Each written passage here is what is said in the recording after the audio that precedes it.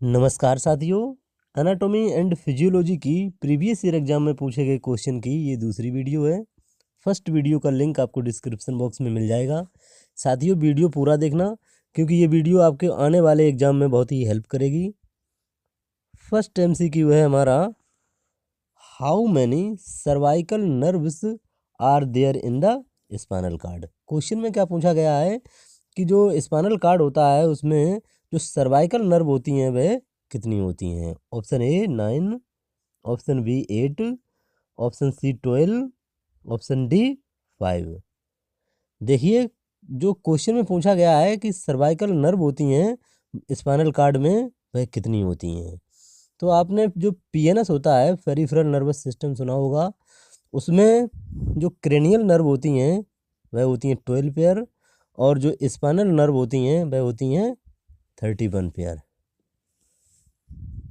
और जो 31 pair spinal nerve होती हैं उसमें जो सर्वाइकल नर्व होती हैं वह होती हैं नंबर में 8। तो ऑप्शन बी जो है वह राइट आंसर है।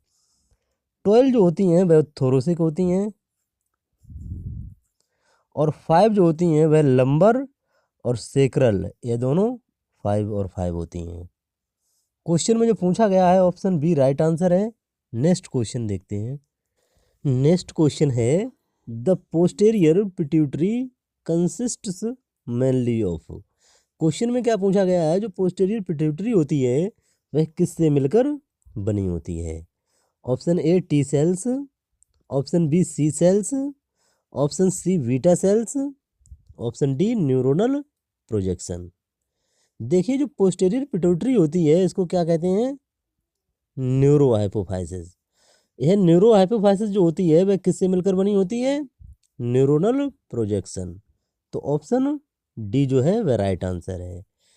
न्यूरोनल प्रोजेक्शन इसलिए कहा जाता है क्योंकि ये हाइपोथैलेमस से जो सुप्रा ऑप्टिक न्यूक्ली और पैरावेंट्रिकुलर न्यूक्ली जो होती हैं इसके न्यूरॉन्स जो होते हैं वह पोस्टीरियर पिट्यूटरी पर आकर समाप्त होते हैं, और इसमें जो हार्मोन्स जो निकलते हैं वो होते हैं ऑक्सीटोसिन और एडीएच, एंटी ड्यूरेटिक हार्मोन। ये दोनों कहाँ स्टोर होते हैं, पोस्टीरियर पिट्यूटरी में। तो ये मिलकर किससे बनी होती है, न्यूरोनल प्रोजेक्शन। तो ऑप्शन डी जो है वह राइट आंसर है। बीटा सेल्स जो होती हैं ये पेनक्रियाज में पाई जाती हैं जो इंसुलिन का सीक्रेशन करती हैं। सी सेल्स जो होती हैं ये पैराफोलिकुलर सेल्स होती हैं जो थायराइड ग्लैंड में पाई जाती हैं और कैल्सिटोनिन का सीक्रेशन करती हैं। टी सेल्स जो होती हैं यह इम्यूनिटी के लिए रिस्पॉन्सिबल होती हैं। क्वेश्चन में जो पूछा गया है option D right answer. Next question देखते हैं। नेक्स्ट क्वेश्चन है, Bell's palsy is a disorder of the cranial nerve. Question में क्या पूछा गया है, जो बेल्स पेल्सी डिसऑर्डर होता है वह किस क्रेनियल नर्व का डिसऑर्डर है। Option A 9th, option B 3rd, option C 5th, option D 7th। देखिए, जो क्रेनियल नर्व जो होती हैं ये कहाँ से निकलती हैं, ब्रेन से, और ये नंबर में होती हैं 12।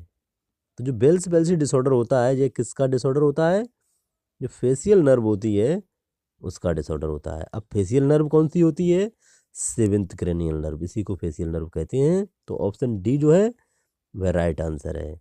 इसमें क्या होता है, चेहरे की एक साइड की मसल कमजोर और पैरालाइज हो जाती हैं। 5th क्रेनियल नर्व जो होती है यह ट्राइजेमिनल नर्व होती है। यह चेहरे की सेंसेशन और चबाने में रिस्पॉन्सिबल होती है। 3rd क्रेनियल नर्व जो होती है यह ओक्यूलोमोटर होती है जो आई के मूवमेंट के लिए रिस्पॉन्सिबल होती है। 9th क्रेनियल नर्व जो होती है यह ग्लेसोफेरेंजियल होती है जो फेरेंक्स और टंग्स से संबंधित होती है। क्वेश्चन में जो पूछा गया है option D right answer. Next question देखते हैं। नेक्स्ट क्वेश्चन है, barium enema is used mainly for radiological examination of the. Question में क्या पूछा गया है, जो बेरियम एनीमा होता है वह किसके रेडियोलॉजिकल एग्जामिनेशन के लिए यूज किया जाता है। Option A brain, option B colon, option C heart, option D oral cavity. देखिए, जिस प्रकार नाम से ही इसमें पता चलता है बेरियम एक पदार्थ है, एनीमा जो एनीमा दिया जाता है। तो बेरियम का जो एनीमा दिया जाता है वह किसकी रेडियोलॉजिकल स्टडी के लिए दिया जाता है? वो दिया जाता है कोलन के लिए। तो ऑप्शन बी जो है वह राइट आंसर है। बेरियम एनीमा जो अपनी लोअर जीआईटी होती है उसकी रेडियोलॉजिकल एग्जामिनेशन के लिए यूज किया जाता है। इसमें एक बेरियम सल्फेट होता है जिससे एनीमा दिया जाता है और उसके बाद एक्सरे लिया जाता है जिससे जो कोलन होता है वह अच्छे से विजुलाइज होता है। तो बेरियम एनीमा किस में यूज किया जाता है? कोलन के लिए। तो ऑप्शन बी जो है राइट आंसर है। ब्रेन के लिए जो यूज किया जाता है सीटी स्कैन और एमआरआई यूज किया जाता है। हृदय के लिए ईसीजी यूज की जाती है और ओरल कैविटी के लिए एक्सरे भी किया जाता है और जो ओपीजी होती है उसका उपयोग किया जाता है। क्वेश्चन में जो पूछा गया है option B right answer. Next question देखते हैं। नेक्स्ट क्वेश्चन है oxytocin is mainly involve in which of the following functions. Question में क्या पूछा गया है कि जो ऑक्सीटोसिन हार्मोन होता है यह नीचे दिए गए में से कौन से फंक्शन में इन्वॉल्व होता है? Option A motor skills, option B growth and mental ability, option C child birth and lactation, option D regulation of blood pressure. देखिए जो ऑक्सीटोसिन हार्मोन होता है यह कहाँ से रिलीज होता है? जो पोस्टीरियर पिट्यूटरी ग्लैंड होती है वहाँ से रिलीज होता है। इसका काम होता है चाइल्ड बर्थ और लैक्टेशन के लिए। तो ऑप्शन सी जो है वह राइट आंसर है। चाइल्ड बर्थ में ये क्या करता है? जो यूट्रस होता है उसको संकुचित करता है, कॉन्स्ट्रिक्ट करता है जिससे चाइल्ड बर्थ में हेल्प हो। और लैक्टेशन में ये क्या करता है? मिल्क इजेक्शन, जो मिल्क होता है उसके इजेक्शन के लिए रिस्पॉन्सिबल होता है। तो चाइल्ड बर्थ और लैक्टेशन में ऑक्सीटोसिन मेनली इन्वॉल्व होता है। ऑप्शन सी राइट आंसर है। मोटर स्किल्स क्या होती हैं? जो वॉलेंट्री मसल से गतिविधि करते हैं जैसे चलना फिरना दौड़ना, उनको मोटर स्किल्स कहते हैं। इसमें ऑक्सीटोसिन का कोई रोल नहीं होता है। ग्रोथ एंड मेंटल एबिलिटी के लिए जो ग्रोथ हार्मोन होता है और जो थायराइड हार्मोन होता है ये रिस्पॉन्सिबल होते हैं।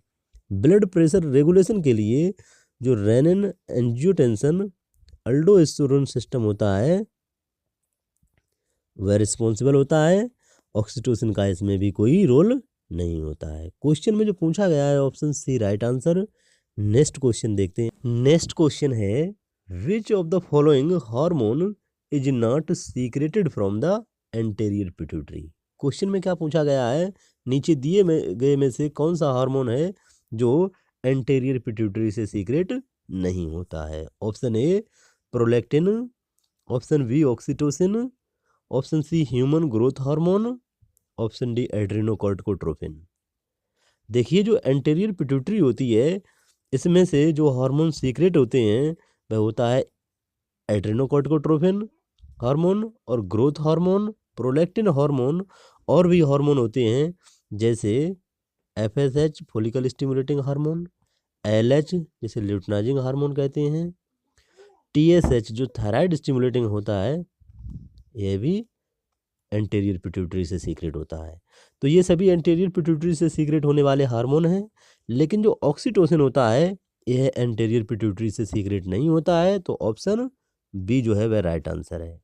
पोस्टेरियर पिट्यूटरी से ऑक्सीटोसिन और एक एडीएच जो एंटी ड्यूरेटिक हार्मोन होता है वह सीक्रेट होता है। क्वेश्चन में जो पूछा गया है ऑप्शन बी राइट आंसर है। नेक्स्ट क्वेश्चन देखते हैं। नेक्स्ट क्वेश्चन है which of the following is an example of ball and socket joint. Question में क्या पूछा गया है? नीचे दिए गए में से कौन सा बॉल एंड सॉकेट जॉइंट का उदाहरण है? Option A skull joint, option B thumb joint, option C hip joint, option D elbow joint. देखिए क्वेश्चन में क्या पूछा गया है? नीचे दिए गए में से कौन सा बॉल एंड सॉकेट जॉइंट का उदाहरण है? तो वो होता है हिप जॉइंट। ऑप्शन सी जो है वह राइट आंसर है। बॉल एंड सॉकेट जॉइंट में क्या होता है? जो वाल होती है एक बोन की वह एक सॉकेट में फिट होती है, इसी को बॉल एंड सॉकेट जॉइंट कहते हैं। हिप जॉइंट जो होता है बॉल एंड सॉकेट जॉइंट का अच्छा उदाहरण है। इसमें यह मल्टी डायरेक्शनल मूवमेंट को अलाउ करता है। एल्बो जो होती है यह हिंग जॉइंट होती है, हिंग जॉइंट का उदाहरण होती है। यह फ्लेक्शन और एक्सटेंशन ओनली मूवमेंट अलाउ करती है। थंब जॉइंट जो होता है यह सैडल का उदाहरण है। सैडल जॉइंट का उदाहरण थंब जॉइंट होता है। स्कल जॉइंट जो होता है यह फाइब्रस जॉइंट होता है। इसमें जो बोन होती हैं वह फिक्स होती हैं, कोई भी मूवमेंट अलाउ इसमें नहीं होता है। क्वेश्चन में जो पूछा गया है ऑप्शन सी राइट आंसर है। नेक्स्ट क्वेश्चन है the apex of heart is formed by. Question में क्या पूछा गया है, जो हृदय का अपेक्स होता है वह किसके द्वारा बनता है। Option A central ventricle, option B left ventricle, option C right atrium, option D left atrium. देखिए जो हृदय पर मुख्यतः जो क्वेश्चन पूछे जाते हैं वह अपेक्स और बेस पर पूछे जाते हैं। तो अपेक्स जो होता है हृदय का कौन बनाता है, लेफ्ट वेंट्रिकल। तो ऑप्शन बी जो है वह राइट आंसर है। लेफ्ट वेंट्रिकल जो होता है यह अपेक्स बनाता है हृदय का, और यह सबसे स्ट्रॉन्गेस्ट पार्ट होता है, और यह ऑक्सीजनेटेड ब्लड को पूरे हृदय में सर्कुलेट करता है, पुश करता है। सेंट्रल वेंट्रिकल नाम की कोई चीज़ नहीं होती है। लेफ्ट एट्रियम और राइट एट्रियम जो होते हैं यह बेस बनाते हैं।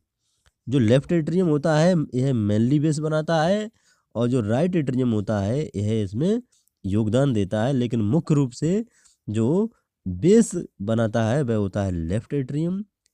अपेक्स के बारे में क्वेश्चन में पूछा गया है तो वो होता है लेफ्ट वेंट्रिकल। ऑप्शन बी जो है वह राइट आंसर है। धन्यवाद। जानकारी अच्छी लगी हो तो चैनल को सब्सक्राइब कीजिए, वीडियो को ज़्यादा से ज़्यादा शेयर कीजिए। साथियों क्वेश्चन जरूर कम होते हैं, लेकिन इसमें रेशनल बहुत ही किताबों से मेहनत से पढ़ के मिलता है।